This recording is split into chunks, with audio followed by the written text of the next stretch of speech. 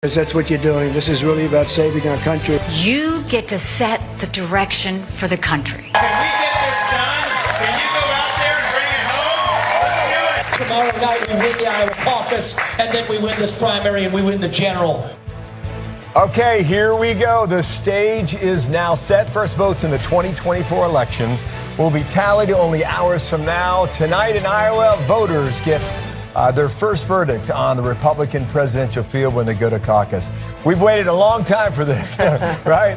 It's finally here. Welcome to a frigid Des Moines, Iowa. Let the games begin. I'm Bill Hammer live, getting ready for election 2024. Here we go. Hey, great to kick it off with you. All right, let's go. I'm Dana Perino, and this is America's Newsroom. It is cold outside. It's warm inside, though. Yes. And basically, the Iowans are saying, what are you all complaining about? We will be fine. I don't know why. If they're not worried, maybe we shouldn't be worried about it turnout. But it is the coldest in history. This is frigid weather, and it will be a wild card that could maybe have a major impact on turnout. The candidates are going to be making their final pitches today across the state to deliver last-minute bids to win over voters.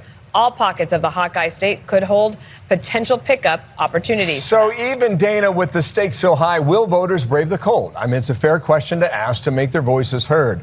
I'm going to bet they do, all right? A lot to talk about. Karl Rove, Trey Gowdy, Byron York, they've been thinking about it all night. They sit down in a moment. But first, Rich Edson is doing the reporting. He is live in Des Moines. And, Rich, let's begin with you. Good morning. All the major candidates say it is their supporters who they're going to get to go out tonight to brave the cold and the wind and the roads that haven't been plowed and show up to caucus sites and support them. The candidates themselves, they fanned out across the state today. They're campaigning across Iowa up until caucus time, 7 p.m. this evening. Former President Donald Trump canceled a couple of in-person rallies this weekend, but he was back at it yesterday, set a pretty high bar. Last time we did tremendously in Iowa, and I think this time we have a really great ground game. This is the type of state where the ground game has mattered, getting volunteers and staff to persuade supporters to show to a caucus site. For months, Florida Governor Ron DeSantis' campaign has invested heavily in that. He's visited all 99 Iowa counties, secured the endorsement of key evangelical leaders, that's an important block here, and Governor Kim Reynolds. And DeSantis is touting that ground operation. Starting with the first commit and going and doing, how many tens of thousands have we done? All the door knocks where people are seeing. And they'll tell you that we're the only operation where they're hearing from people at the door. Not hearing from Donald Trump's people, not hearing from them. Former UN Ambassador Nikki Haley's been investing in Iowa. She's also seen a bump in recent polling. We are going to make you proud. That's my number one goal. We're going to make you proud. We're already moving up in the polls. Everybody else is moving down. Governor Reynolds says the plows are out, the roads are getting better, but we still have a little bit of time here. There are 1,600 plus caucus sites across the state. They're in American Legion posts, gyms, and schools. There are 99 counties in Iowa. 28 of them have consolidated all of their caucus sites to just one super location. So in those counties, caucus goers only have one place that they've got to get to. Back to you guys. Dig it. Okay, Rich, thank you so much. The gang is all here now. Karl Rove, Trey Gowdy, Byron York. It's like Killer's Row. Good morning to all you gentlemen. We called the four bros and the lady, didn't we? Right? Outnumbered in reverse. Trey, why don't you start at the 35,000-foot level as to assess what is at stake here today? I think pretty clearly does former President Trump get above 50%? What's the second versus third margin? So if Governor Haley comes in second, how much does she beat Ronnie DeSantis by? I'm also going to listen to her speech to see whether or not it's a vice presidential speech or I'm really coming after you speech.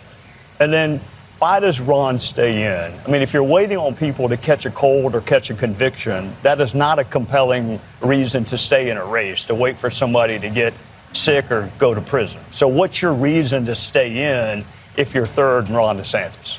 Karl, Iowa can surprise, right? Oh, always. So you know that from history, and so could that happen tonight? Sure, particularly since the margin between the second and third in the last Iowa poll is pretty close.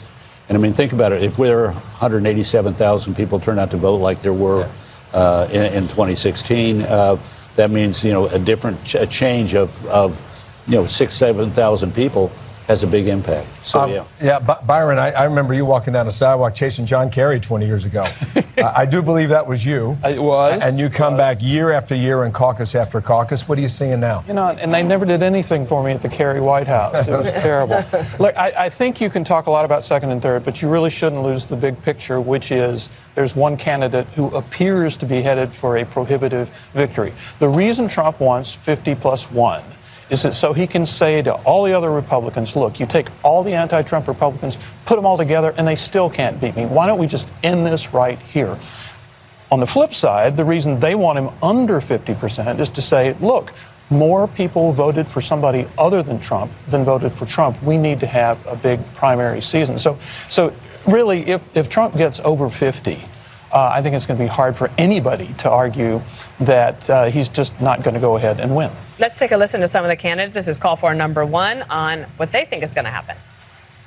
I'm the only one running who has beaten the Democrats and the left time and time again.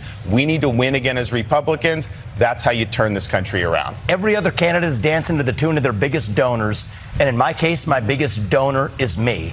And that's what it's going to take to actually shut down the deep state this time. This is a chance to reset. This is a chance to set the tone going forward so that our kids and grandkids have a life that they can be proud of.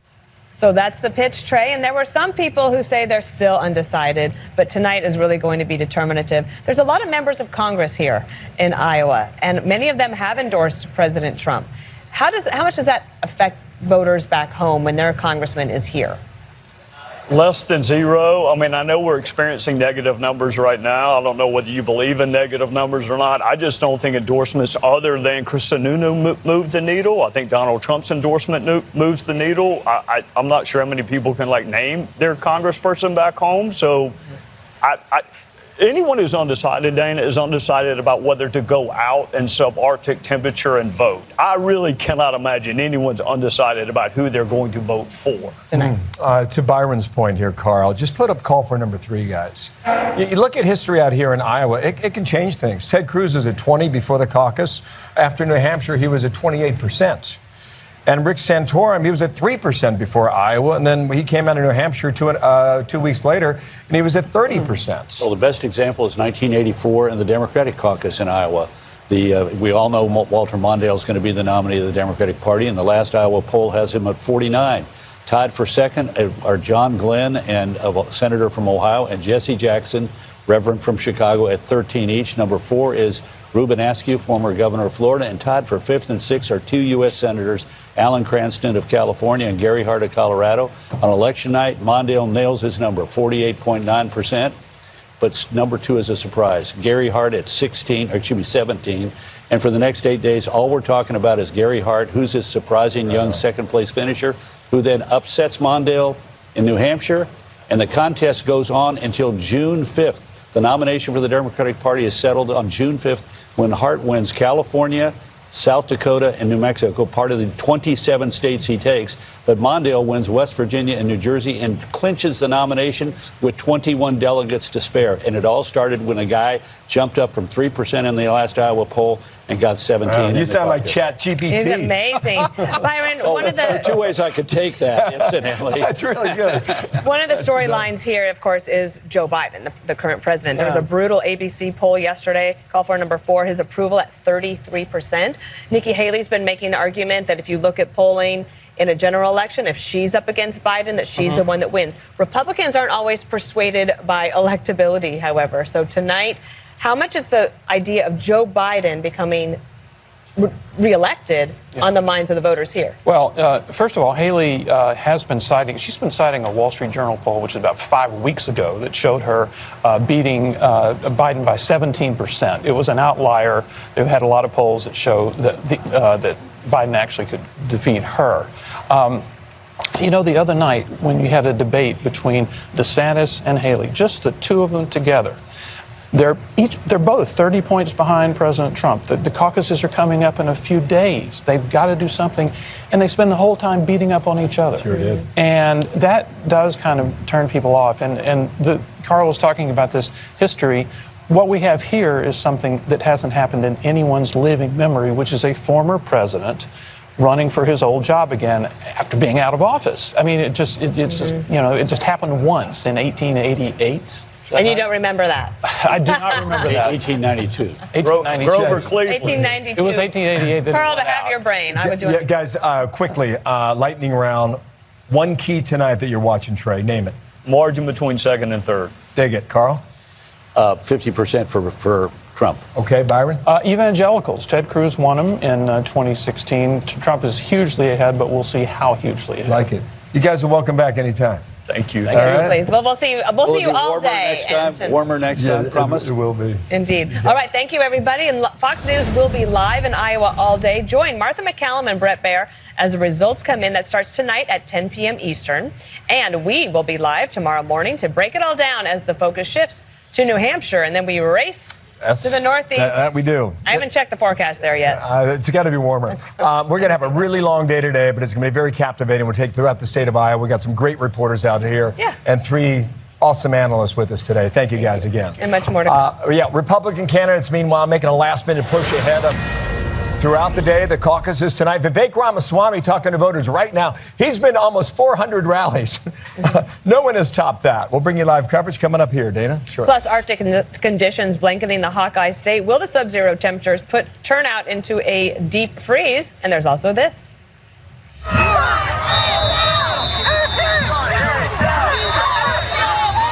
What a mess this was over the weekend, and what a mess the president has on his hands. An anti-Israeli protest turning violent outside the White House. Will federal workers now join the fray and walk out on the job over the administration's policy toward Gaza? Stay tuned for that. Me home. This is too important for America. If my truck doesn't start, that's it. That's all it's going to take. I'll be there. It's just part of the process. We get the freedom to do this, and it's more than a privilege. It's really an honor to do this. Well, an honor. That's how Iowa looks at it right now. The record was 2016 for Republicans at 187,000. Will they get that tonight? Will they get somewhere close? Will they even beat that record? We'll find out later this evening. Want to take a look now here on the board. We're unveiling a whole new system this year that should, okay, look at that. All right, right out of the gate. Wanted to show you some of the polling we're getting from the various counties across Iowa based on 3 different demos, okay? This is the evangelical Protestants. They are a strong group here in Iowa. Some are suggesting maybe they don't have the strength they had in the past. Well, we're going to talk to some leaders coming up in 30 minutes about that. The darker the county, the heavier the influence, all right? So down here along the Missouri border here, who gets that? Does Ron DeSantis eat into that?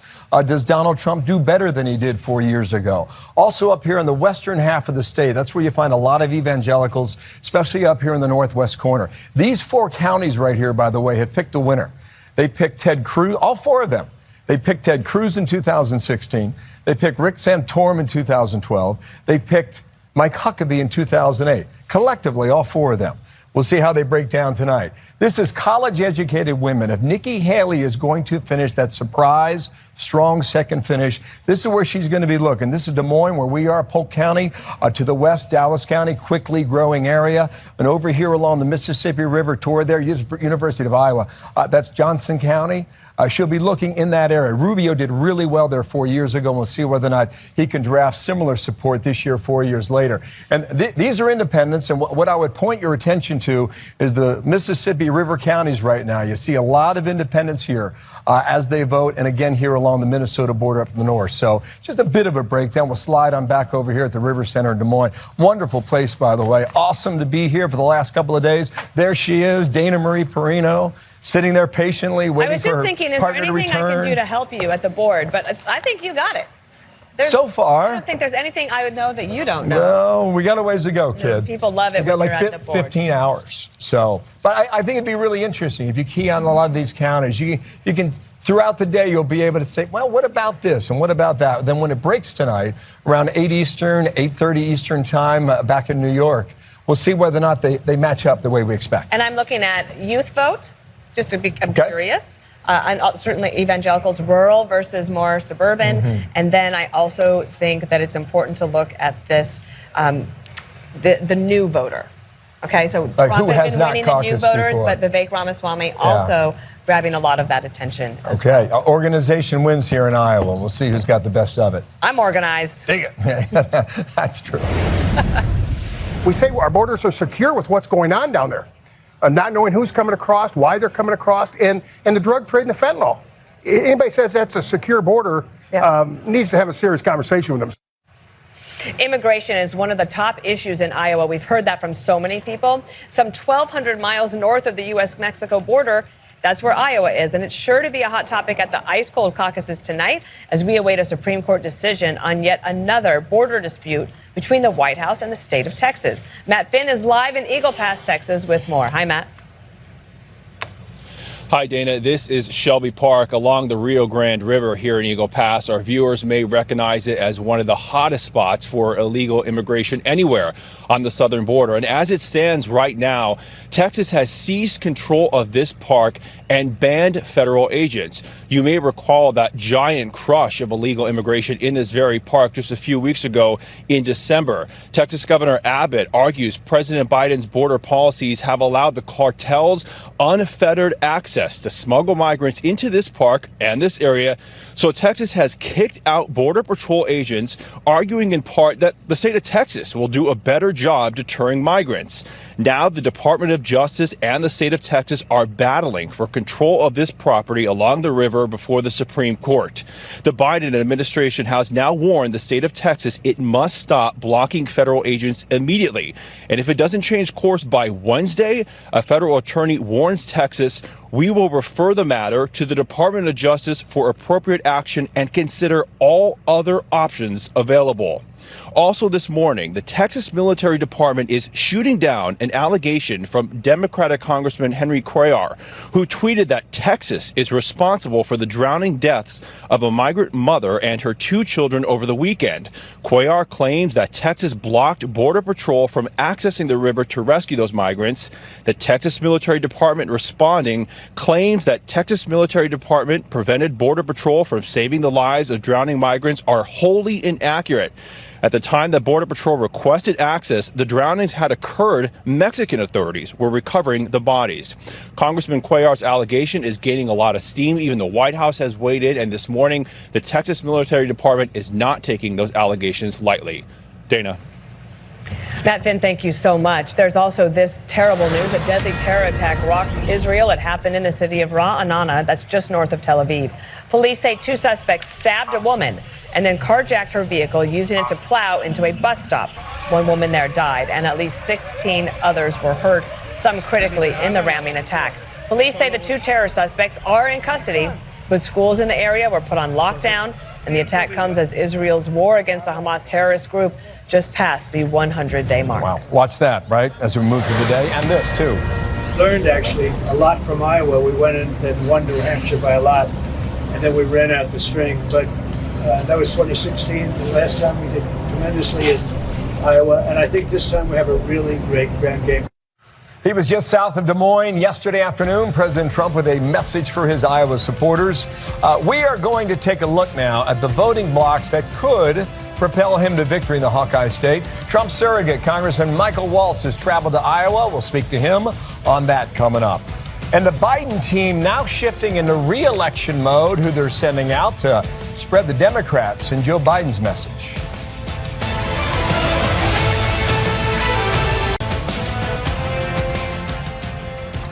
So the number to keep your eye on tonight is 40. Okay. 40 delegates on the line. Got it. So if you get a little slice of that, you know, you got a little mo going into New Hampshire, right? A little mo. And you got a little bit of a story to tell, too. And that's what all this is about, that you're about to see throughout the day and the night tonight. So. It is an exciting time. But you knew that, right?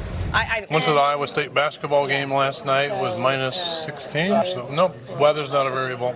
This is a wonderful opportunity to be involved in the political system. Silver City is a very small town, so we can get there no matter what, and yeah, it won't deter us.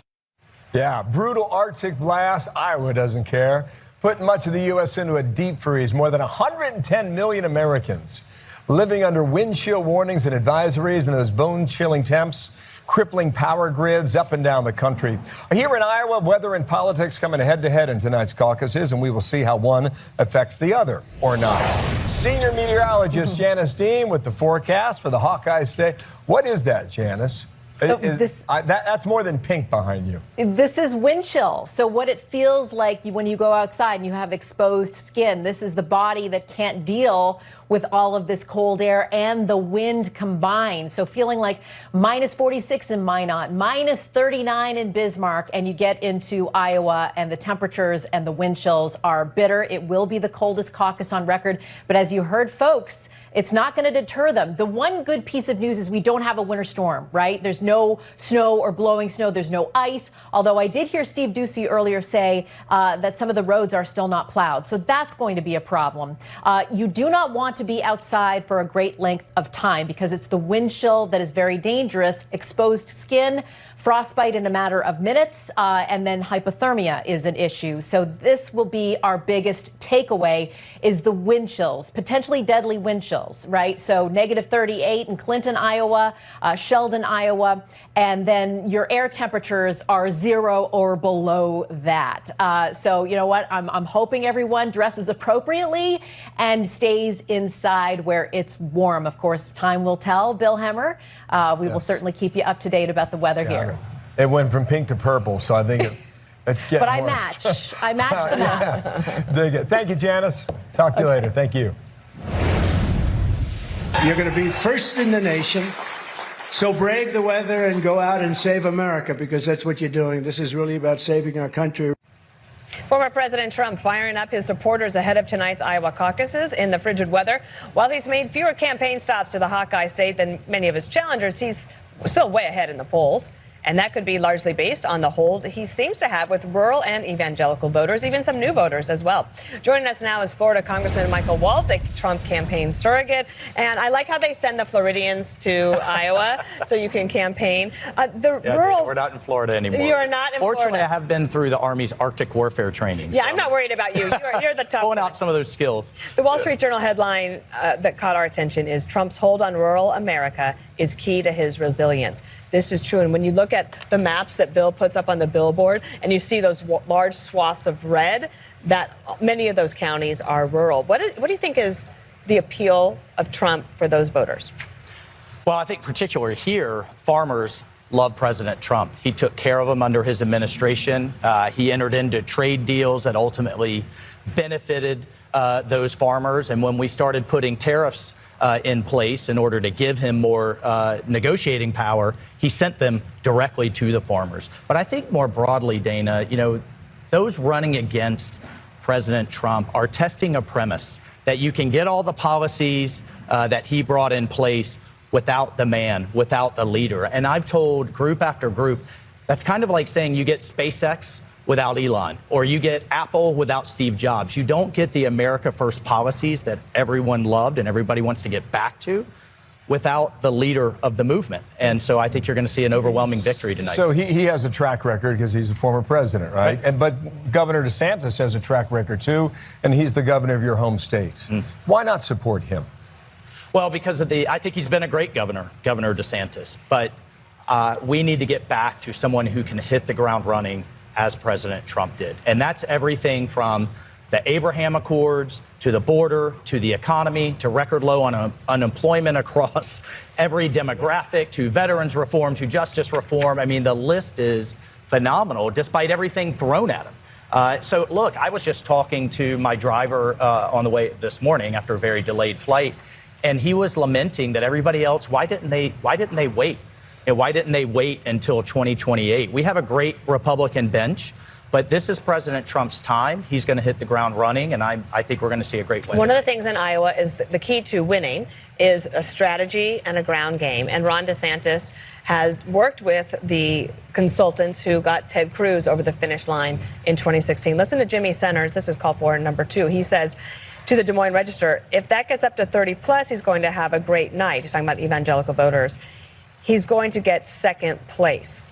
Evangelical voters, I think that definition has changed a little bit over time, but they are an important block here and you think about the successes of the Trump administration, if you're a conservative, Right. and you're thinking, okay, so he made all of these happen, the governor's then implementing those. Governor DeSantis is one of those. Is there concern in the Trump team that his lead is so commanding that people will think they don't need to turn out tonight because he's already going to win? Well, I can tell you for certain, I was just texting with one of them, they're not taking anything for granted. I mean, they understand what the polls say. They've seen the wonderful turnout at all of his rallies and all of the events over the last few weeks. And he has put a lot of time into Iowa in addition to everywhere else, as opposed to Governor DeSantis that's put everything into this state. I think you're going to see a fantastic night. I really do. We coming up next hour, we got some new numbers on Joe Biden, and they're not great. They might be the lowest point yet for some of the polling that we're seeing here. And I just, if your forecast is right and you're back on the right horse in all this, how do you see these two men go at it again for a second time? Well, I think one of the things that we want to see sooner than later is to shift to Biden and to truly begin laying out that contrast. Let's get through this primary process, but I think you're going to see a consolidation pretty quickly on who we know is going to be the nominee, President Trump. Number one. Number two, it's different than in 2020 and years past. We were talking theoretically, this is what America would look like under progressive rule. Now Americans have literally felt it. They are less safe at home. They're less safe abroad.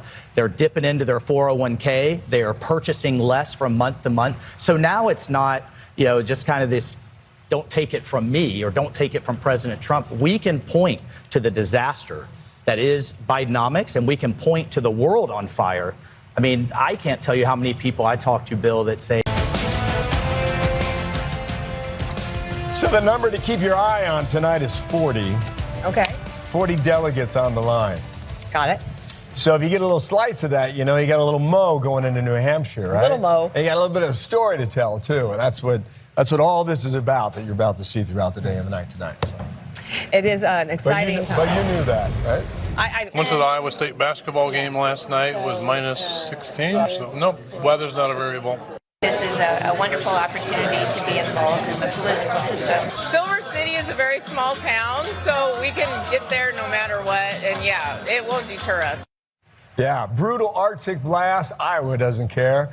Putting much of the U.S. into a deep freeze. More than 110 million Americans living under wind chill warnings and advisories and those bone-chilling temps, crippling power grids up and down the country. Here in Iowa, weather and politics coming head-to-head in tonight's caucuses, and we will see how one affects the other or not.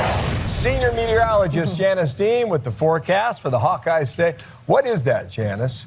That's more than pink behind you. This is wind chill. So what it feels like when you go outside and you have exposed skin, this is the body that can't deal with all of this cold air and the wind combined. So feeling like minus 46 in Minot, minus 39 in Bismarck, and you get into Iowa and the temperatures and the wind chills are bitter. It will be the coldest caucus on record. But as you heard, folks, it's not going to deter them. The one good piece of news is we don't have a winter storm, right? There's no snow or blowing snow. There's no ice. Although I did hear Steve Ducey earlier say that some of the roads are still not plowed. So that's going to be a problem. You do not want to be outside for a great length of time because it's the wind chill that is very dangerous. Exposed skin, frostbite in a matter of minutes, and then hypothermia is an issue. So this will be our biggest takeaway is the wind chills, potentially deadly wind chills, right? So negative 38 in Clinton, Iowa, Sheldon, Iowa, and then your air temperatures are 0 or below that. So you know what? I'm hoping everyone dresses appropriately and stays inside where it's warm. Of course, time will tell. Bill Hemmer, we will certainly keep you up to date about the weather here. It went from pink to purple, so I think it's getting but worse. I match the maps. Dig it. Thank you, Jan.